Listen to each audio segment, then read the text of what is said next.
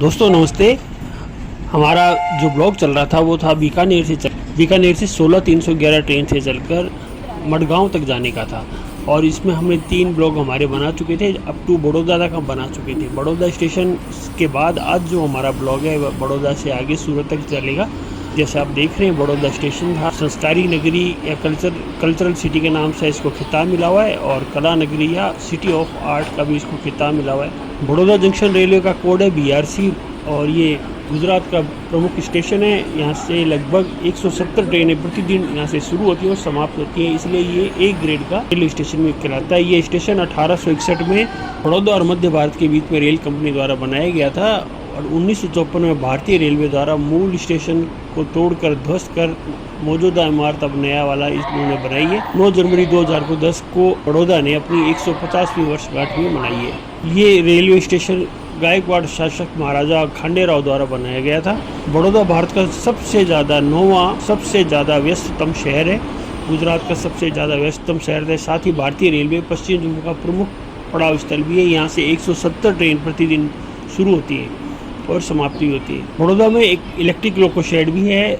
इस electric loco shed में WAP7, WAP5 engine काफ़ी ज़्यादा संख्या में पहले 1970 में बना था। तो WAM4 यहाँ पहले थे, रोलिंग स्टॉक WAP4 और WAG5, WAG9 अभी यहाँ पर है। इलेक्ट्रिक लोको शेड बड़ौदा जो है गुजरात का 1970 में बनाया गया था। यहाँ पर WAG5 क्लासेस के लोकोमोटिव पहले थे और इनकी देख रेख भी यहाँ पे हुआ करती थी। के अंदर अगर इसकी संख्या देखी जाए तो WAP5 यहाँ पर कुल 66 की संख्या में, WAP7 139 के करीब है।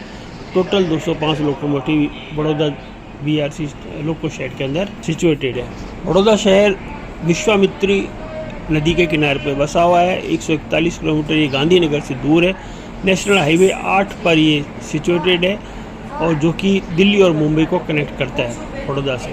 बड़ौदा का नाम मूलतः बड़ के वृक्ष के कारण बना था, क्योंकि यहाँ पर बहुत सारे बड़ के वृक्ष या वेनियन के वृक्ष थे, जिसके कारण इसका नाम बड़ौदा दिया गया था। इसे संस्कारी नगरी या कल्चरल सिटी के नाम से भी जाना जाता है और कला नगरी या सिटी ऑफ आर्ट्स के नाम से भी जाना जाता है। यहाँ का सबसे जो प्रोमिनेंट लैंडमार्क जो है यहाँ का लक्ष्मी विलास महल है, जो कि महाराजा सियाजी राव की यहाँ यूनिवर्सिटी भी है। बड़ौदा 9वां बड़ा शहर है।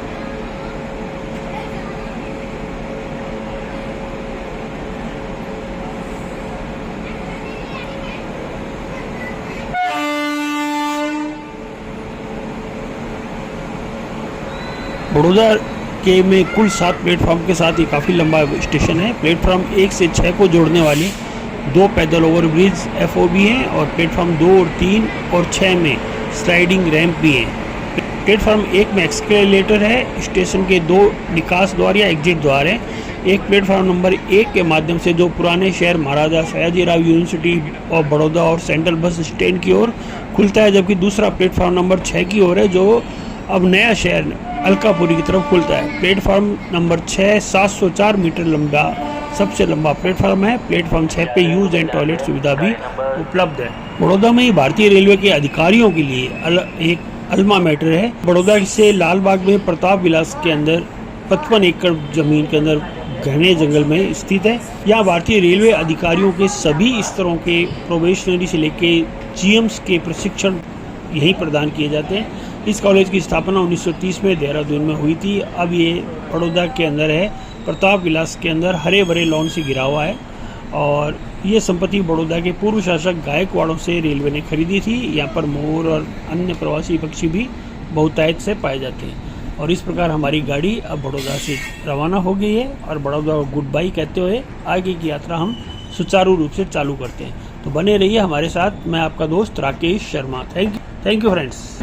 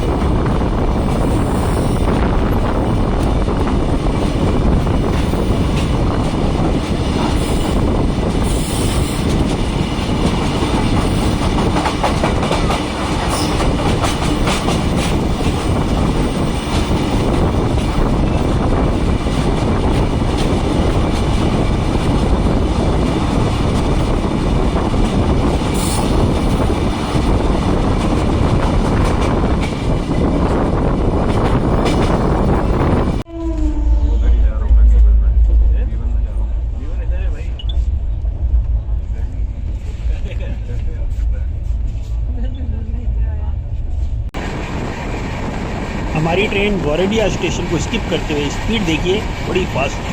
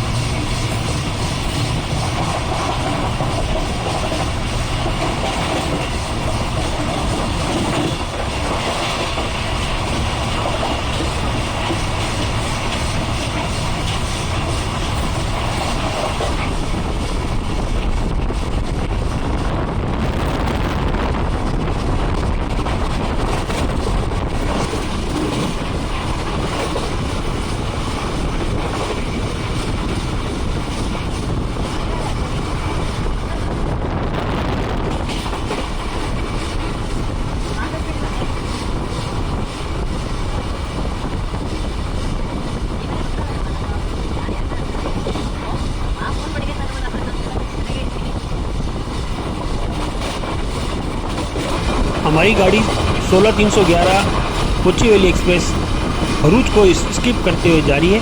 भरूच जिसे पहले ब्रोच के नाम से जाना जाता था, पश्चिमी भारत पे गुजरात नदी के नर्मदा तट पर ये स्थित है और माना जाता है महर्षि भृगु ऋषि और भगवान परशुराम से ये संबंधित भी है। भरूच सदियों से गुजराती भार्गव ब्राह्मण समुदाय का शहर रहा है। समुदाय अपने वंश को महर्षि भृगु ऋषि और भगवान परशुराम से भी जोड़ते हैं, जिन्हें भगवान विष्णु का अवतार भी माना जाता है। भार्गव समुदाय अभी भी इस शहर में बहुत बड़ी संख्या में यहाँ पर है और सार्वजनिक ट्रस्टों का भी संचालन करते हैं। चूँकि अंकलेश्वर GIDC सहित बड़े औद्योगिक क्षेत्रों में से भरूच के काफ़ी करीब होने के कारण कई बार इसे भारत की रासायनिक राजधानी के रूप में भी जाना जाता है। शहर में रासायनिक संयंत्र, कपड़ा मिल, कपास, डेयरी उत्पाद और बहुत कुछ यहाँ पर है। गुजरात का सबसे बड़ा तरल कार्गो टर्मिनल भरूच के दक्षिण पश्चिम में देश से 50 किलोमीटर की दूरी पर स्थित है। यहाँ पर Videocon, BASF, Reliance, safari construction equipment private limited जैसी कंपनियां भी बहुत है। यहाँ की मिट्टी का स्पेशल रंग काला होने के कारण इससे भरूच को कभी कभी कनम प्रदेश या काली मिट्टी की भूमि भी कहते हैं। भरूच को नमकीन मूंगफलियों का शहर भी कहा जाता है। इसके लिए मूंगफली, जिसे स्थानीय भाषा में इसे खारी सिंग के नाम से जाना जाता है, वाकई बहुत ही स्वादिष्ट और बहुत ही पौष्टिक भी होती है। ये नर्मदा का 130 साल पुराना ऐतिहासिक गोल्डन ब्रिज है जो सामने दिख रहा है। भरूच और अंकलेश्वर शहरों को सड़क मार्ग से जोड़ने वाला गोल्डन ब्रिज कहलाता है। ये 130 साल पुराना है। आज़ादी के बाद पहला मौका था जब 100 साल होने के बाद इसे विभाग ने सुनहरे कलर से रंगाया था और इसके कारण इसको 1.75 करोड़ रुपए की लागत से 130 साल पुराने ऐतिहासिक गोल्डन ब्रिज के सुदृढ़ीकरण का काम पूरा किया गया था। इसमें बोल्ट और पिलर बदलना भी शामिल था। पुल के साथ ही पुल की सड़क और प्लास्टर और सड़क का भी निर्माण हुआ। पूरा डिटेल में नर्मदा के ऊपर ये पुल 1881 में गोल्डन ब्रिज या नर्मदा ब्रिज का नाम दिया गया है। इस कारण भी इसका नाम पड़ा है क्योंकि नर्मदा के पानी की तेज धाराओं के कारण कई बार ये क्षतिग्रस्त हो गया और 7 बार इसका निर्माण कार्य किया गया है। इस निर्माण में भारी खर्च के कारण कहा जाता है कि खर्च इतना अधिक था कि खर्च की राशि से पुल का निर्माण सोने में किया जा सकता था। पुल ने कई बाढ़ और भूकंप जैसी प्राकृतिक आपदाओं का भी सामना किया है और अंकलेश्वर और भरूच के लोगों को दैनिक परिवहन ये रोड प्रदान करता है और हमारी ट्रेन शानदार रूप से अंकलेश्वर और भरूच के बीच नर्मदा माता के जो पुल बना हुआ है उसको पार करते हुए निकल रही है। ये आ गया अंकलेश्वर नर्मदा नदी के बाद।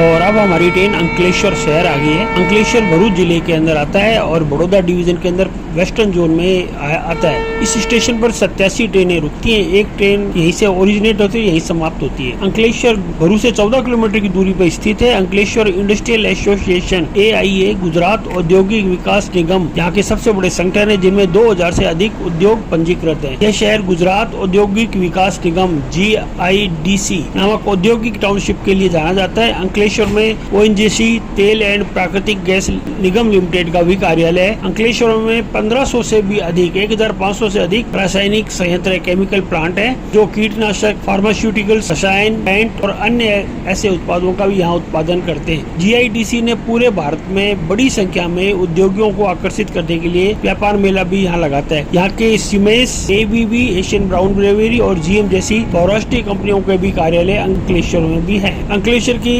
राजमार्ग भारतीय राजमार्ग यानी नेशनल हाईवे 8 से जुड़ा हुआ है। भारतीय रेलवे के पश्चिम रेलवे डिवीजन द्वारा भी जुड़ा हुआ है। यहाँ पर 140 साल पुराना गोल्डन ब्रिज जो 1881 में बना था, अंकलेश्वर और भरूच को आपस में जोड़ता है, रोड पुल। ये LNT द्वारा राजमार्ग पे एक और पुल बनाया गया है। अंकलेश्वर रेलवे स्टेशन NH 8 पे है।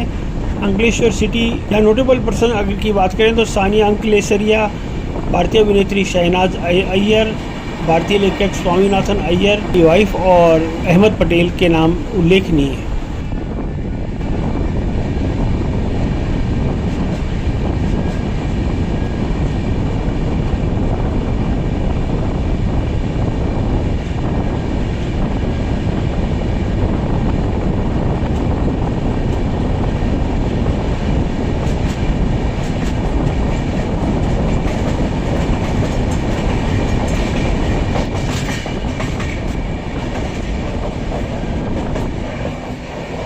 ये है ताप्ती नदी। ताप्ती नदी को सूर्य पुत्री भी कहा जाता है। ताप्ती शनि भगवान की बहन मानी जाती है। ताप्ती नदी मध्य प्रदेश के बैतूल जिले से निकलती है। एक कुंड से निकलती है। इसके आसपास बहुत सारे मंदिर भी मिलते हैं। ताप्ती नदी का पानी बहुत ही पवित्र और शुद्ध है। मध्य प्रदेश, महाराष्ट्र और गुजरात राज्यों में बहती है। ताप्ती नदी की कुल लंबाई 724 किलोमीटर है। यह नदी सूरत में खंबात की खाड़ी में गिर जाती है और यहाँ समुद्र में मिल जाती है। ताप्ती नदी नर्मदा नदी के समान ही पूर्व से पश्चिम की ओर बहने वाली नदी है। नदी का उद्गम मुल्ताई तहसील से हुआ है। यहाँ पर एक कुंड बना हुआ है जिसे ताप्ती कुंड नाम से जाना जाता है, जहाँ पर बहुत सारे मंदिर बने हुए हैं।